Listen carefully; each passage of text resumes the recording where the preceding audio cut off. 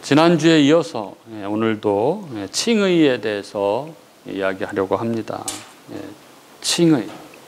이게 얼마나 놀랍고 얼마나 크고 그런 은혜인지 그런 복인지 모릅니다.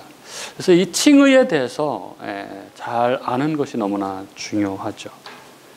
오늘 나눠드린 강의한 그 서론을 보면 제목이 너무나 초라한 칭의 이렇게 되어 있죠.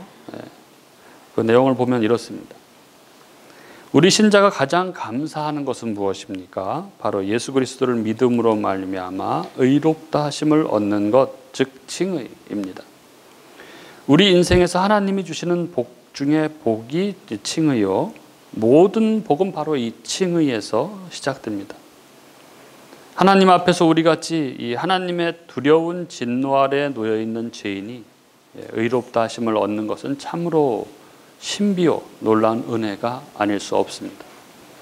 그래서 성경에서 우리 신자에 대해서 설명할 때 가장 먼저 의롭다 하심을 얻은 자, 즉 의인으로 설명하는 것입니다. 의인으로서의 신자야말로 최고의 찬사이며 신자가 하나님 앞에서 금생과 내생에서 누리는 모든 영광에 대한 가장 적절한 설명이기 때문입니다. 그런데 이상하게도 이 시대의 교회에서 이 칭의에 대한 강조와 설명과 감사가 부족합니다. 오히려 세상에서 추구하고 감사하는 것들을 도리어 추구하고 그것을 귀하게 여깁니다. 칭의에 대한 이해와 감사의 부족은 칭의로 말미암은 모든 하늘에 속한 신령한 복에 대한 무지를 초래합니다. 더 심각한 것은 칭의를 제대로 이해할 때 비로소 알게 되는 이 하나님에 대한 거룩한 지식도 상실해 버리는 것입니다. 오직 하나님께만 그 영광을 돌리게 하는 이 칭의의 교리를 시급히 회복해야 할 것입니다. 이렇게 되어 있는데 정말 복 중에 복이 칭의. 근데 이 칭의가 정말 신자들에게서 너무 초라해진 것은 아닌지 그런 생각이 드는 것이죠.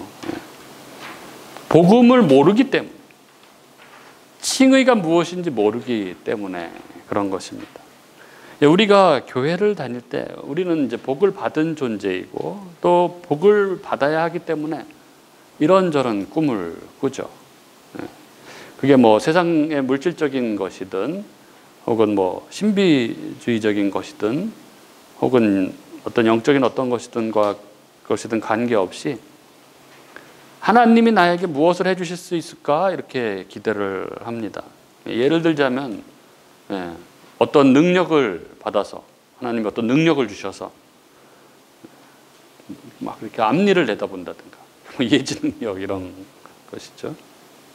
그래서 남들은 모르는 어떤 신비한 어떤 것을 알게 되고 막 이런 기대를 합니다. 또 갑자기 뭐 경제적으로 막 부유해지는 그런 꿈을 꾸기도 하죠. 또는 자신에게 어떤 뭐 하나님이 주신 어떤 특별한 신비로운 일이 나에게 벌어지기를 뭐 기대하기도 하고 그러죠. 갑자기 막 머리숱이 많아진다든가 그런 거죠. 그리고 이걸 내가 믿음 생활을 하는 것에 대한 복이라고 그렇게 생각을 합니다. 내가 교회를 다니니까, 내가 하나님을 믿으니까 하나님이 내게 어떤 복을 주실 것이다 이렇게 기대를 하는 것이죠. 그러나 이것은 교회를 다니고 뭐 복음이라는 말을 하고 뭐 예수를 이야기하고 십자가를 이야기하지만 그러나 사실 이거는 껍데기만 기독교지 그것은 실상 뭐 토속신앙, 토템 뭐 이런 거하고 다를 바가 없는 것이죠. 그가 하는 하나님 앞에서 한다고 하는 그 모든 일들은 뭐 치성을 드리는 것과 다를 것이 없는 그런 것들입니다. 칭의가 무엇인지 몰라서, 복음을 몰라서, 신앙이 어려서 그런 거죠. 이렇게 복음을 모르는 상태에서는 아무리 오랜 시간이 흐른다고 하더라도 뭐 가정과 직장과 뭐 사회에서 혹은 교회에서 그 삶의 방향, 그 삶의 형태, 그가 소망하고 바라는 것, 이런 것들이 기독교하고는 전혀 상관이 없는, 복음하고는 아무 상관이 없는 것들이 되고 마는 것입니다. 오늘 우리가 지난주에 이어서 이 칭의에 대해서 알아보려고 합니다. 오늘 이 시간을 통해서 이 칭의가 정말 왜 복인지, 이게 왜 복음인지 우리가 분명히 알아서 그 칭의를 얻은 자의 그 기쁨과 감격을 누리는 그런 우리들이 될 수 있기를 바랍니다. 오늘 우리가 잡은 본문이 로마서 5장 1절 2절인데요. 보겠습니다. 오늘 본문 1절 2절은 이렇습니다. 그러므로 우리가 믿음으로 의롭다 하심을 받았으니 우리 주 예수 그리스도로 말미암아 하나님과 화평을 누리자. 또한 그로 말미암아 우리가 믿음으로 서 있는 이 은혜에 들어감을 얻었으며 하나님의 영광을 바라고 즐거워하느니라. 그러므로, 오늘 본문은 그러므로 하면서 이렇게 시작합니다. 그러므로는 우리말에서 흔히 사용되는 그 접속사죠. 그래서 앞에 내용이 뒤에 내용의 이유나 뭐 원인, 근거가 될 때 사용하는 접속사죠. 즉 이러이러하기 때문에 그러므로 이러이러하게 된다, 뭐 이렇게 연결하는 접속사입니다. 이와 같이 오늘 본문이 이 5장의 시작이니까 이 그러므로 이것은 앞의 내용, 즉 로마서의 이 1장부터 4장의 내용을 근거로 특히 3장 21절부터 이 4장 25절까지의 이 복음의 핵심적인 내용을 근거로 그것으로 말미암은 결론이라고 그렇게 말할 수 있습니다. 로마서는 사도 바울이 쓴 서신서죠. 사도 바울은 로마를 한 번도 방문한 적이 없는데 그 사도 바울이 이방인의 사도로서 하나님으로부터 받은 그 복음을 로마 교회에 전하고자 쓴 서신이 로마서입니다. 복음의 핵심이라고 불려지는, 복음의 최고봉이라고 불려지는 서신서가 이 로마서죠. 이 로마서에서 사도 바울은 1장 1절부터 17절까지 인사말과 함께 자신이 로마서를 쓴 이유를 설명하고 있는데 여기 16절, 17절은 그래서 이 로마서 전체의 주제라고 그렇게 말할 수 있습니다. 16절, 17절은 우리가 너무나 잘 아는 말씀인데 내가 복음을 부끄러워하지 아니하노니 이 복음은 모든 믿는 자에게 구원을 주시는 하나님의 능력이 됨이라. 먼저는 유대인에게요 그리고 헬라인에게로다.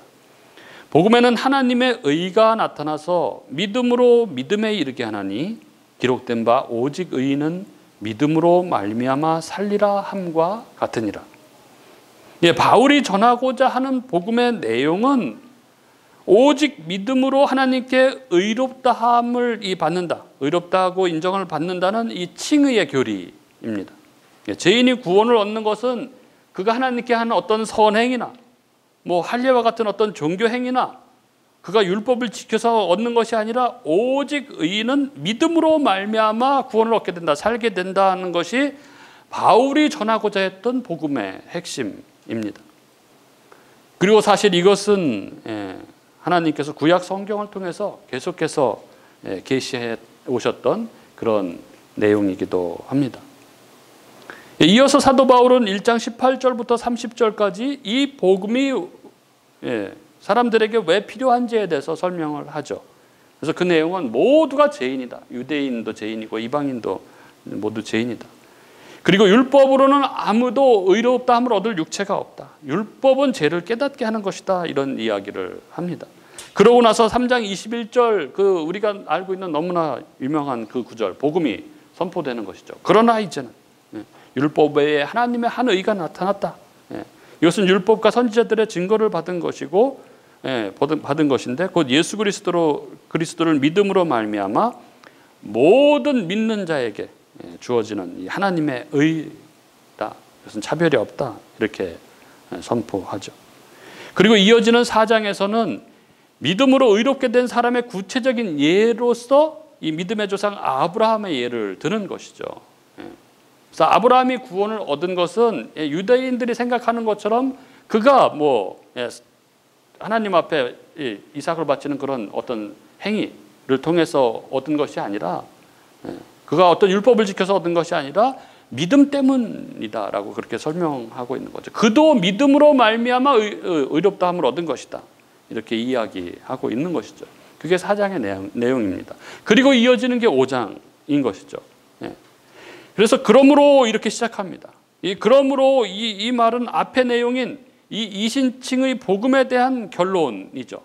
즉 믿음으로 의롭다함을 받은 자들에게 주어지는 그 결과가 바로 그러므로 하면서 나타나게 되는 것이죠. 그러므로 우리가 믿음으로 의롭다 하심을 받았으니 우리 주 예수 그리스도로 말미암아 하나님과 화평을 누리자. 또한 그로 말미암아 우리가 이 믿음으로 서 있는 이 은혜에 들어감을 얻었으며 하나님의 영광을 바라고 즐거워하느니라. 여기 우리가 의롭다함을 받았으니, 그 믿음으로 의롭다함을 받았으니 그 결과가 어떻게 된다고 말하고 있습니까? 첫째는 우리 주 예수 그리스도로 말미암아 하나님과 화평을 누리자. 그리고 그 다음에 두 번째는 뭡니까? 예수 그리스도로 말미암아 이 은혜에 들어감을 얻었다, 이렇게 말하고, 또 세 번째로 하나님의 영광을 바라고 즐거워한다, 이렇게 이야기하죠. 정리하자면 하나님과 화평을 누린다, 은혜에 들어감을 얻었다, 영광을 바라고, 하나님의 영광을 바라고 즐거워한다. 요 세 가지가 다 뭐냐 하니까 믿음으로 말미암아 의롭다함을 얻은 자에게 주어지는 결과, 그 복음으로 말미암아 얻어지는 복이 바로 이것이라는 것입니다. 그래서 이 세 가지는 결코 분리될 수가 없습니다. 믿음으로 말미암아 의롭다함을 얻은 자에게 이게 다 주어지는 것이죠. 이건 뭐 주님께 열심히 노력하는 자에게만 주어지는 게 아닙니다. 그냥 의롭다 하심을 얻은 자에게는 이것이 다 주어지는 것이죠. 그래서 어느 누구도 이 하나님 앞에 이 복의 차이는 없습니다. 하나님의 은혜의 차이도 없습니다. 처음 믿은 자나 몇십 년 믿은 자나 뭐 약간 엉터리같이 믿은 자나 온몸과 온마음을 다해서 믿은 자나 다 이 주어지는 복은 똑같습니다. 왜냐하면 어느 누구도 행위로 이걸 받은 게 아니기 때문에 그렇습니다. 그래서 우리는 절대 오해하지 말아야 합니다. 오해해서는 안 되죠. 내가 받아 누리는 은혜가 내가 뭘 잘해서 주어진 게 아니라 그 대가로 주어진 게 아니라는 것입니다. 그건 그냥 믿는 자에게 주어진 것이라는 것입니다. 믿으면 믿는 자에게 모두 주어지는 것입니다. 그래서 만일 하나님 앞에 내가 뭔가 잘한 게 있다고 얘기하려고 한다면 그것 때문에 하나님이 나에게 복을 주셔야 한다고 생각한다면 그건 행위로 자기를 판단해 달라는 거잖아요. 만일 하나님 앞에 내 행위로 나를 판단해 주세요, 이렇게 하나님 앞에 나아가면 우리는 다 죽습니다.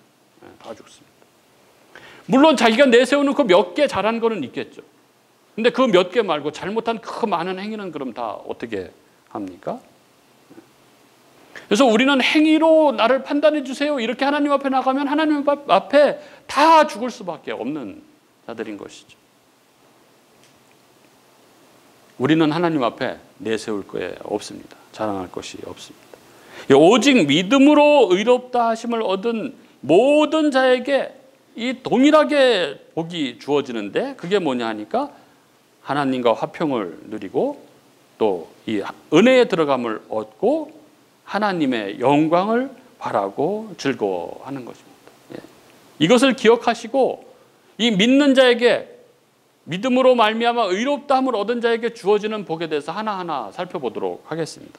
첫 번째, 먼저 이 칭의를 얻는 자에게, 믿음으로 의롭다함을 얻은 자에게 주어지는 복, 그게 뭐냐 하니까 하나님과 화평을 누리게 된다는 것입니다. 1절에 이렇게 되어 있죠. 그러므로 우리가 믿음으로 의롭다 하심을 받았으니 우리 주 예수 그리스도로 말미암아 하나님과 화평을 누리자. 칭의는 화평을 가져옵니다. 여러분, 어떻게 평안하십니까? 사람들에게 있어서 이 화평 혹은 평화에 대한 오해가 있습니다. 이렇게 생각하는 거죠. 이 화평을. 그러니까 내 마음이 편안해. 그러니까 마음의 상태가 편안한 것을 화평이라고 생각을 합니다. 물론 그런 면도 있죠. 그러나 그건 부수적인 것입니다. 여러분, 신자의 마음이 때로 불편하다고 해서, 편안하지 않다고 해서 하나님과의 화평이 깨졌습니까? 아닙니다. 화평은 그런 게 아닙니다. 그럼 화평은 뭐냐? 이 화평은요, 이 믿음으로 의롭다함을 얻은 자는 하나님 앞에 이 죄인으로서 이 형벌을 받지 않는다는 것이죠. 이제 심판에 대한 두려움을 갖지 않는다는 것입니다. 위대한 설교자이자 이 신학자인 이 크랜필드는 이렇게 이야기했습니다. 하나님이 우리에게 의의 신분을 부여하실 때에는 언제나 동시에 그분 자신을 우리에게 주시고 그분과 우리 사이에 평화를 확립하신다. 하나님과 우리를 가로막고 있던 게 있었습니다. 우리가 하나님 앞에 나아갈 수 없게 하는 게 있었죠. 뭐냐면 바로 죄였습니다. 그래서 죄인인 우리에게 하나님의 진노가 부어지고 있었습니다. 의로우신 이 하나님의 이 죄에 대한 이 일관된 반응이 진노죠. 그래서 늘 불안합니다. 그 정죄에 대한 두려움이 있는 거죠. 죽음을 애써 회피하지만 결국 회피할 수 없고 맞닥뜨리면 황망하게 그렇게 가는 것이죠. 그런데 그 죄가 예수 그리스도의 대속적 죽음으로 말미암아 해결되었습니다. 이걸 화목이라고 하는 것이죠. 그래서 하나님의 진노가 누그러뜨려졌습니다. 그래서 그 화목으로 말미암아 화평인 것이죠. 하나님과의 화평은 기본적으로 우리 어떤 감정의 변화, 어떤 느낌의 변화가 아니라 하나님과의 관계의 변화입니다. 믿음으로 의롭다 하심을 얻은 것은 지난주에 말씀드린 대로 이 법적 효력과 같은 것이죠.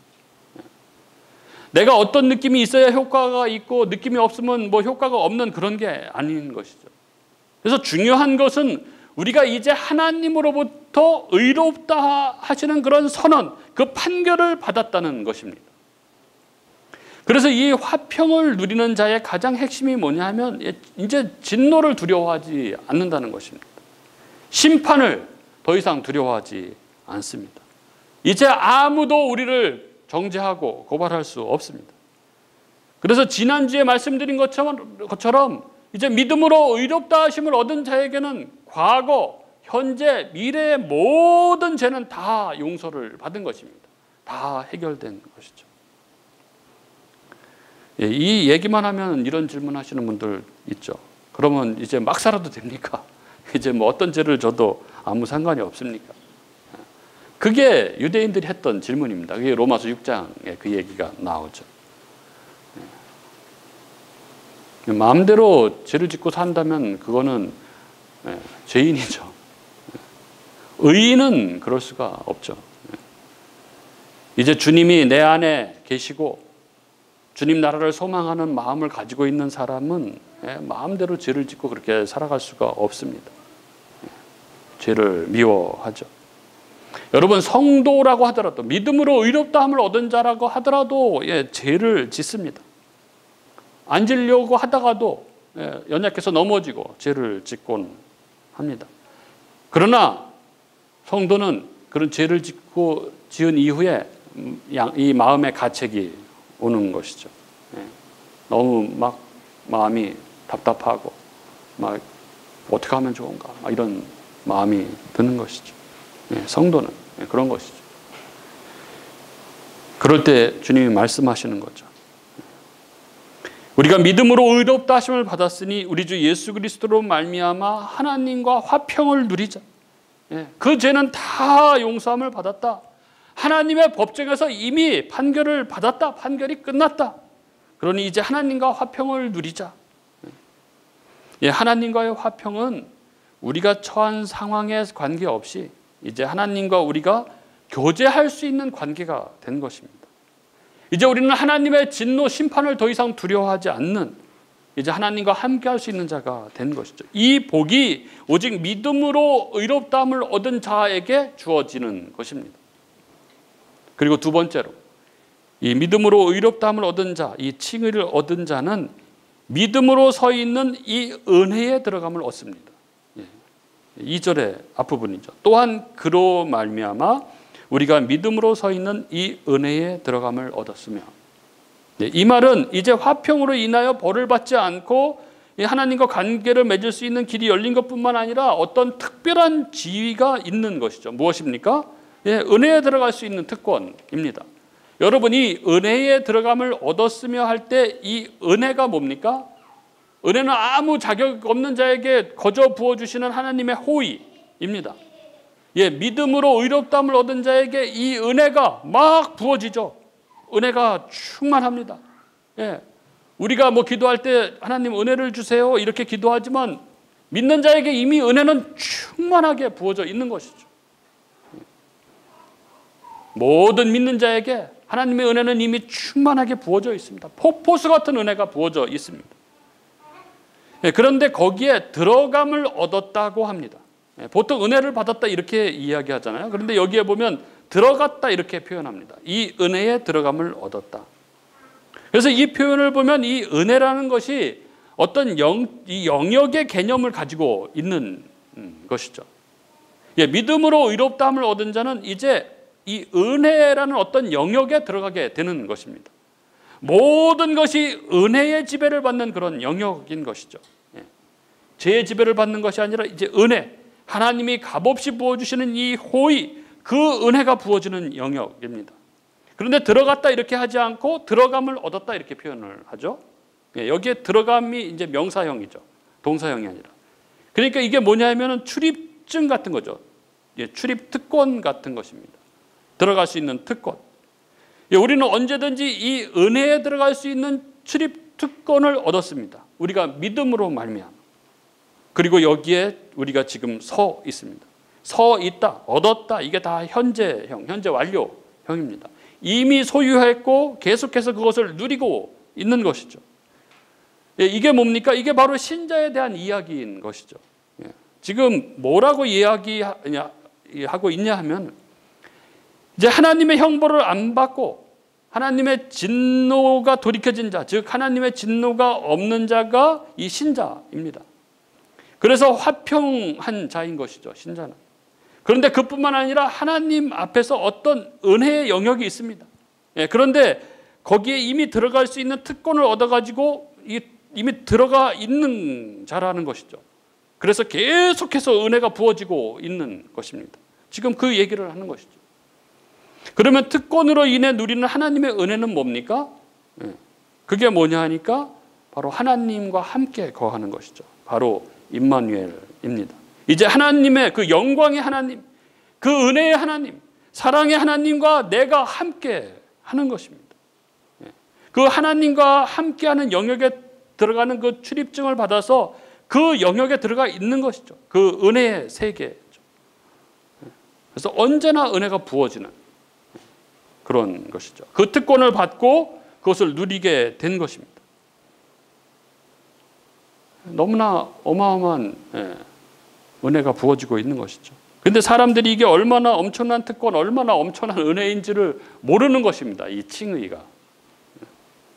그래서 당신은 믿음으로 의롭다함을 얻었습니다. 이렇게 얘기하면은 그게 얼마나 엄청난 이야기인 줄 모르고 알았으니까 그거 말고 그냥 돈이나 주세요. 이렇게 이야기를 하는 것이죠. 그러니까 지금 이 신앙의 신령한 복에 대한 이해가 너무 없어서 그냥 현세적인 복만 구하는 것입니다. 하나님이 당신과 함께 하십니다. 이 이야기가 얼마나 엄청난 이야기인지를 모르는 것이죠. 와, 이렇게 놀래야 되는 것인데 알겠고요. 그냥 돈이나 주세요. 이러는 게 그러는 거죠. 하나님은 우리와 함께 하시며 하나님이 우리와 함께 하신다는 것은 정말 어마어마한 복이죠. 하나님이 우리와 함께 하시며 우리에게 힘을 주시고 우리에게 간섭하시고 주님의 뜻 가운데 살아갈 수 있도록 우리를 붙드시며 거룩함으로 인도하시죠. 이게 얼마나 놀라운 은혜인지 모릅니다. 우리가 때때로 잘못된 길을 갑니다. 그런데 어느 순간 하나님이 딱 막아 서시는 것이죠. 안 돼. 그 길은 멸망의 길이야. 하고 딱 막아 서십니다. 그 길로 가면 안 된다는 것을 깨닫게 해주시고 돌이킬 수 있도록 인도해 주십니다. 그게 믿음으로 의롭다함을 얻은 자에게 부어지는 하나님의 은혜입니다. 뿐만 아니라 인생을 살아감에 있어서 뭐 이런 영적인 것뿐만 아니라 또 필요한 물질을 공급해 주시고 하는 것이죠.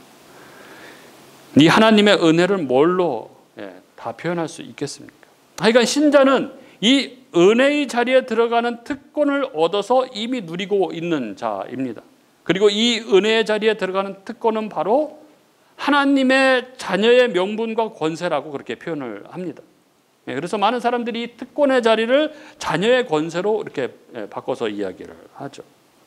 우리가 이제 하나님을 아바, 아버지, 아빠라고 부르는 것이죠. 예를 들어서 내가 어떤 뭐 어마어마한 사람, 뭐 유력한 사람한테 뭐 어떤 도움을 청해서 도움을 받고 뭐 이 정도가 아니라 아예 그 사람의 양자가 아들이 된 것입니다. 바로 그 얘기를 하는 것이죠. 그래서 자녀로서 이 아버지와 교제와 은혜를 누리고 장차 그 유산을 유업을 약속받는 특권의 주위에 있는 것이죠.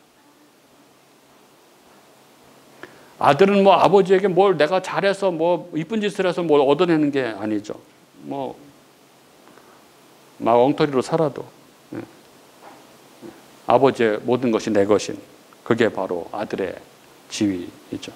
그래서 요한복음 1장 12절에 영접하는 자 곧 그 이름을 믿는 자들에게는 하나님의 자녀가 되는 권세를 주셨다 이렇게 기록하고 있습니다.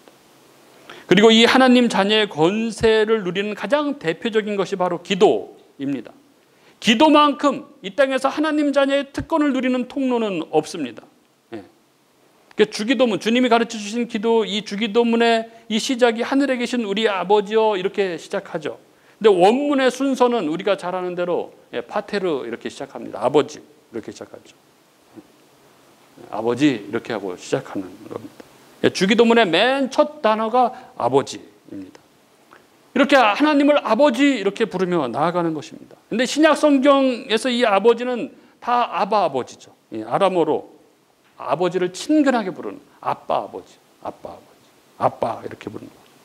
그분이 나의 아버지, 그분이 나의 친밀한 아빠가 되시는 것입니다. 나를 가장 잘 아시고 나를 가장 사랑하시고 나에 대해서 모르는 것이 하나도 없고 가장 많이 아시고 가장 사랑하시는 분, 나의 아버지. 그분이 하나님이시죠. 이걸 진실로 우리가 이해할 수 있어야 합니다. 여러분, 그분이 나를 얼마나 사랑하시는지 정말 아십니까? 그분은 이게 관념적인 이야기가 아니라 나를 사랑하셔서 십자가에서 나를 대신해서 죽으신 분이십니다. 나를 사랑하셔서 십자가형의 그 모든 고통을 다 감당하신 분이십니다. 우리 주님이 십자가에서 외치신 그 절규 엘리 엘리 라마 사박다니 하나님 하나님 어찌하여 나를 버리셨나이까. 우리 주님은 나를 사랑하셔서 나를 살리시기 위해서 한 번도 헤어져 본 적이 없는, 한 번도 아버지와 분리된 적이 없는 그 우리 주님께서 우리를 살리시기 위해서 아버지로부터 버림을 당하신 그 고통에 대한 절규가 바로 엘리 엘리 라마 사박다니. 우리를 살리시기 위해서 아버지로부터 영원히 버려지심을 당하신 분, 그분이 내 안에 계신 것이죠. 그 사랑이 나에게 임해 있는 것입니다. 여러분, 사람에게 있어서, 인간에게 있어서 가장 힘든 것이 버려지는 것입니다. 거절당하는 것이죠. 그런데 우리 주님이 우리를 위해서 그 버려지심을 당하셨습니다. 그래서 수월까지 내려가시는 것이죠. 나를 사랑하셔서 그러신 것입니다. 그분이 내 안에 계셔서 내가 거절당하고 내가 버려지고 내가 상처받을 때마다 우리를 위로하시는 거죠. 내가 너를 사랑한다. 내가 너의 아버지다.